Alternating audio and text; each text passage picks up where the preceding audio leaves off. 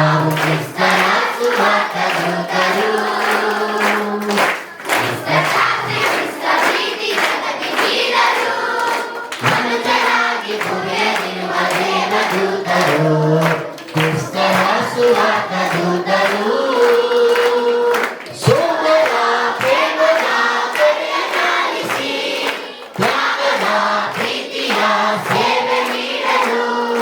ಸೋದರ ಪ್ರೇಮದ ಬೆಲೆಯನ್ನಾಲಿಸಿ, ತ್ಯಾಗದ ಪ್ರೀತಿಯ ಸೇವೆ ನೀಡಲು. ಮನುಜ ದೇವನಾಗಲು, ಜಗದ ಸ್ವರ್ಗ ಮಾಡಲು.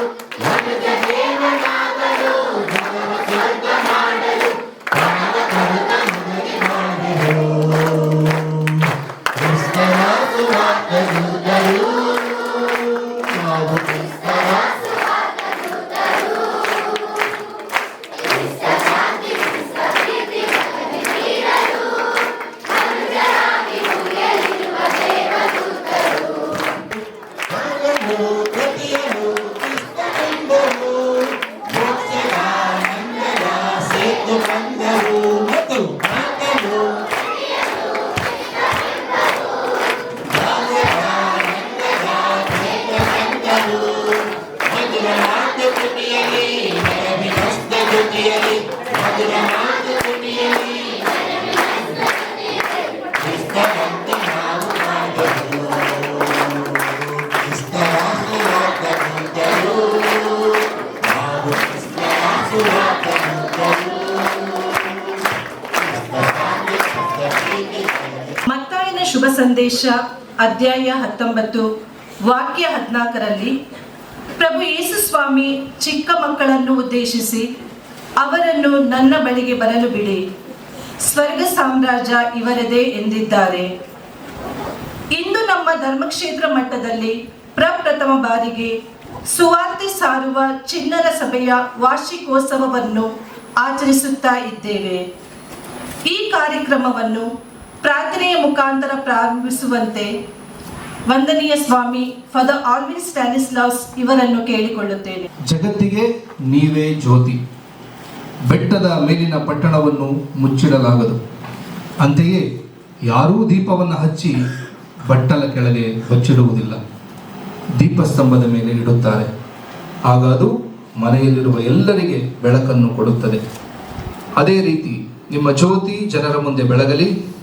ಹೀಗೆ ಅವರು ನಿಮ್ಮ ಸತ್ಕಾರ್ಯಗಳನ್ನು ಕಂಡು ಸ್ವರ್ಗದಲ್ಲಿರುವ ನಿಮ್ಮ ತಂದೆಯನ್ನು ಕೊಂಡಾಡಲಿ. ಸರ್ವಶಕ್ತನಾದ ದೇವರೇ, ಈ ಸುಂದರವಾದಂತಹ ದಿನದಂದು ನಮ್ಮ ಧರ್ಮಕ್ಷೇತ್ರದ ಮಕ್ಕಳನ್ನು ಒಟ್ಟಾಗಿ ಕರೆತಂದಿದ್ದೀರಿ. ಅದಕ್ಕಾಗಿ ನಾವು ನಿಮಗೆ ವಂದನೆಯನ್ನು ಸಲ್ಲಿಸುತ್ತೇವೆ.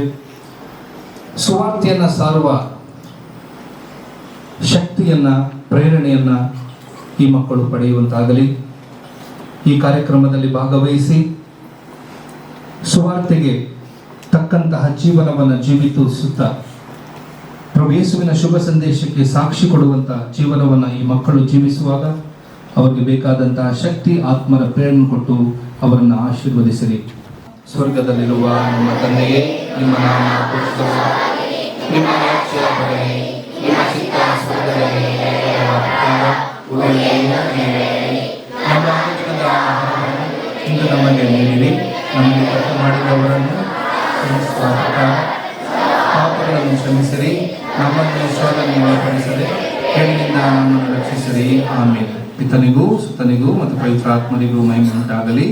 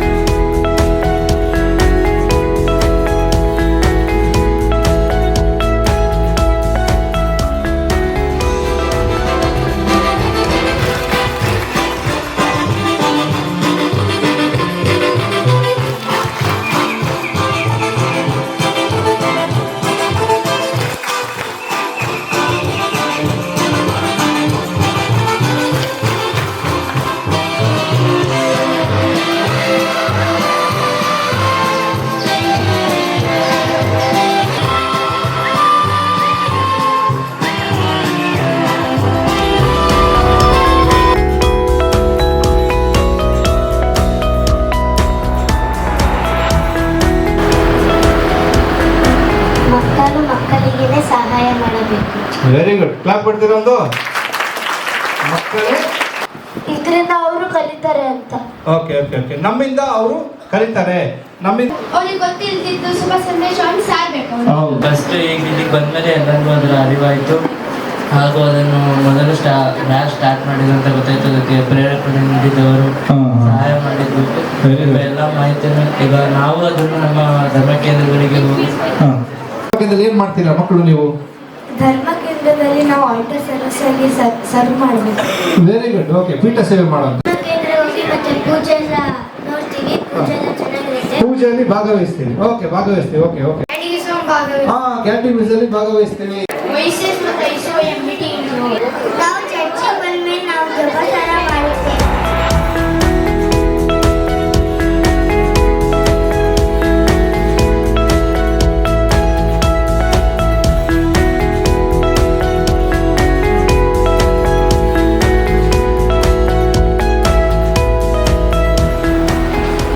ಫಸ್ಟ್ ಟೈಮ್ ನಾನು ಇಷ್ಟೊಂದು ಮಕ್ಕಳನ್ನ ಜೊತೆಯಲ್ಲಿ ನೋಡ್ತಿರೋದು.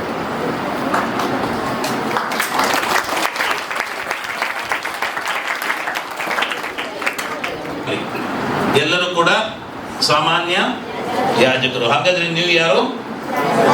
ಸಾಮಾನ್ಯ ಯಾಜಕರು, ಕಾಮನ್ ಪ್ರೀಸ್ಟ್ಹುಡ್. ಸಾಮಾನ್ಯ ಯಾಜಕತ್ವದಲ್ಲಿ ನೀವು ಭಾಗಿಯಾಗಿದ್ದೀರಿ. ಇದು ನಿಮ್ದು ಸಾಮಾನ್ಯ ಯಾಜಕತ್ವ. ಈ ಸಾಮಾನ್ಯ ಯಾಜಕರಲ್ಲಿ ಕೆಲವರನ್ನ ಆರಿಸಿ ಅವರಿಗೆ ತಕ್ಕ ತರಬೇತಿಯನ್ನು ಕೊಟ್ಟು ಅವರಿಗೆ ಪುನಃ ಅಭ್ಯಂಗಿಸ್ತಾರೆ. ಎರಡನೇ ಸಾರಿ ಅಭ್ಯಂಗಿತಗೊಂಡಂಥವರು ಅವರು ಯಾರು? ಸದ್ಯಕ್ಕೆ ಇರುವಂಥವ್ರು ಇಬ್ರು ಮಾತ್ರ. ಸಾಮಾನ್ಯ ಯಾಜಕರ ಮಧ್ಯದಿಂದ ಕೆಲವರನ್ನ ಆರಿಸಿ ಅವರಿಗೆ ತಕ್ಕ ತರಬೇತಿಯನ್ನು ನೀಡಿ ಅವರನ್ನು ಅಭ್ಯಂಗಿಸಲಾಗುತ್ತೆ, ಗುರುದೀಕ್ಷೆಯನ್ನು ಕೊಡಲಾಗುತ್ತೆ. ಅವರು ಯಾರು? ಯಾಜಕರು, ಎರಡನೇ ಸಾರಿ ಯಾಜಕರು. ಸಾಮಾನ್ಯ ಯಾಜಕರ ನಾವು ಕೂಡ ನಿಮ್ಮ ಜೊತೆಯಲ್ಲಿ, ಆದರೆ ನಿಮ್ಮಿಂದ ಆರಿಸಲ್ಪಟ್ಟಂಥವರು ನಾವು ಇಬ್ಬರು ಇಲ್ಲಿ ಎರಡನೇ ಸಾರಿ ಅಭ್ಯಂಗಿತರಾದಂಥವರು. ನಾವು ಸೇವಾ ಯಾಜಕರು. ಎಷ್ಟು ಯಾಜಕತ್ವ ಆಯಿತು? ಎರಡು. ಯಾವುದು ಮೊದಲು? ಸಾಮಾನ್ಯ ಯಾಜಕತ್ವ, ಮತ್ತು ಎರಡನೇದು ವೆರಿ ಗುಡ್, ಸೇವಾ ಯಾಜಕತ್ವ. ಹೀಗೆ ಎರಡು ಯಾಜಕತ್ವ. ಈ ಸೇವಾ ಯಾಜಕರಲ್ಲಿ ಬೇಕಾದಾಗ ಕೆಲವರನ್ನ, ಒಬ್ಬರನ್ನ ಇಬ್ಬರನ್ನ ಅಲ್ಲಿಂದ ಇಲ್ಲಿಂದ ಆರಿಸಿ ಅವರಿಗೆ ಮೂರನೇ ಸಾರಿ ಅಭ್ಯಂಗ ಮಾಡಲಾಗುತ್ತದೆ. ಅವರು ಸಂಪೂರ್ಣ ಯಾಜಕರು. ಅವರು ಯಾರು? ಯಾರವರು? ಬಿಷಪ್. ಪೋಪ್ ಕೂಡ ಬಿಷಪ್, ಅವ್ರು ಕೂಡ ಬಿಷಪ್. ಕೆಲವರು ಮೂರನೇ ಸಾರಿ ಅಭ್ಯಂಗಿತಗೊಂಡಂಥವರು. ಅವರು ಸಾಮಾನ್ಯ ಯಾಜಕತ್ವ, ಸೇವಾ ಯಾಜಕತ್ವ ಮತ್ತು ಸಂಪೂರ್ಣ ಯಾಜಕತ್ವ ಮೂರರಲ್ಲಿ ಕೂಡ ಭಾಗಿ. ಹೀಗೆ ಮೂರು ವರ್ಗಕ್ಕೆ ಸೇರಿದಂಥ ಯಾಜಕತ್ವ ಇದೆ.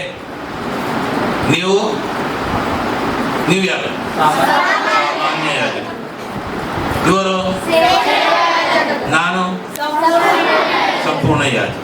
ಗುರು ಯಾರಿಗೆ ಧರ್ಮಾಧ್ಯಕ್ಷರ ದೀಕ್ಷೆ ಸಿಕ್ಕಿದೆ ಅವರು ಸಂಪೂರ್ಣ ಯಾಜಕ. ಹೀಗೆ ಮೂರು ರೀತಿಯ ಯಾಜಕತ್ವ ಇದೆ.